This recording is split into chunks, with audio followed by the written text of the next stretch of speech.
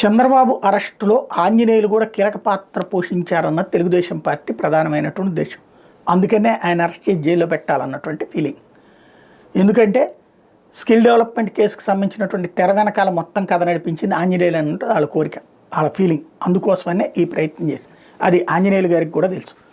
అందుకనినే ఆయన యాంటిసిపేటరీ బెయిల్కి కూడా ట్రై చేయలేదు. యాక్చువల్గా ఇప్పుడు యాంటిసిపేటరీ బెయిల్ అప్లై చేసినటువంటి విశాల్ గున్నికి కావచ్చు, తర్వాతన అంతకుముందు కాంతిరాణా టాటాకి కానీ యాంటిసిపేటరీ బెయిల్ వచ్చింది. ఆ తర్వాతన మళ్ళీ వాళ్ళకి ఇప్పుడు వాళ్ళ మీద ఎలాంటి చర్యలు తీసుకోవద్దని కూడా కోర్టు ఆదేశాలు ఇచ్చేసింది.